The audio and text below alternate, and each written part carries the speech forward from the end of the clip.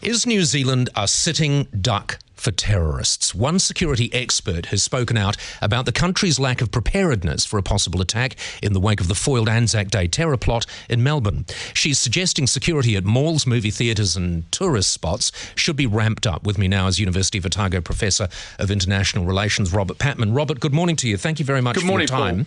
You've obviously read this report. Do you believe that we should be doing more?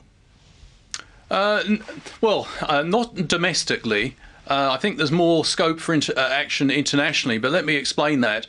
I think here, of course, we should be looking to tighten security procedures where possible, but we also must not overreact.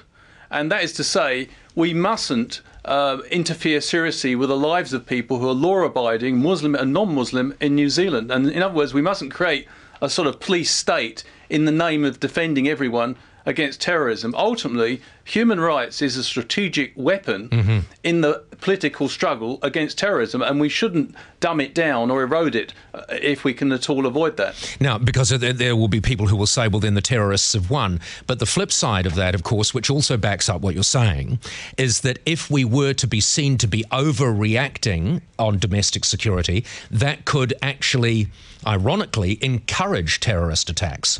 Well, it could, and the Islamic State, of course, it's a global threat, and one of the things it's hoping to do is not smuggle people into New Zealand to carry out terrorist atrocities, but to incite people through the social media to engage in those sort of atrocities. And the more we curtail people's human rights and their civil liberties, the more you're creating an environment in which the message, the narrative that the West is at war with Islam begins to strike a chord. So we have to be very careful in not playing into the hands of the Islamic State. Do you think there's anything in the argument of the author of this who suggested that because security domestically is so comparatively lax in New Zealand and Australia, people who might want to be targeted in the United States or Great Britain would do it here?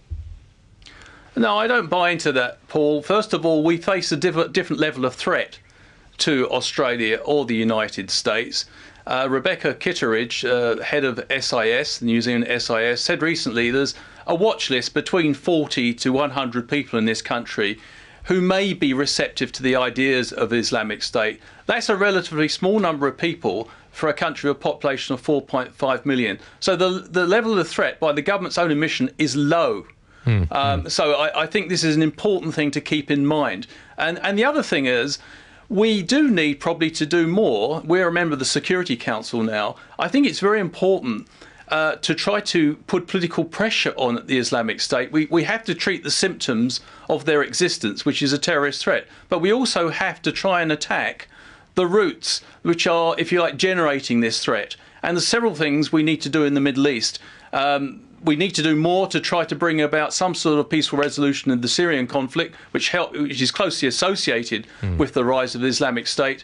And we also, and I know Mr. McCulley is very strong on this point, we need to make our voice heard on Palestinian statehood. Mr. Netanyahu said recently, the Israeli Prime Minister, shortly before the election, which he got successfully re-elected, that he couldn't conceive of a Palestinian state. Well, that's exactly the sort of message that the Islamic State exploits. Yeah, absolutely. It's not they don't care about the Palestinians, but it's a sort of message they will use in the social media to appeal to young Muslims here and elsewhere in the world. Well, that's in the too hard basket, though, isn't it? I mean, we've got close, we've gone further away now with regard to the Palestinian state. Can I just ask you very quickly, Sure. Robert, to what degree do you think the UN dropping the ball on Syria years ago now has led to the IS problems that we have now?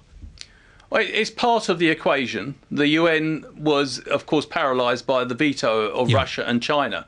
But there's another problem here, is that the Islamic State was set up by a number of Iraqi players from the former Iraqi army. And of course, the US invasion of Iraq in 2003 is another grievance which the Islamic State has fed off. So I think on the domestic front, I think we're doing reasonably well. Right. But on the international front, I think there's more scope for action. OK, Robert, thank you very much for joining us. As far as the UN's concerned, that would be an understatement, wouldn't it? So to paraphrase, it could well be counterproductive to overreact to terrorism in New Zealand.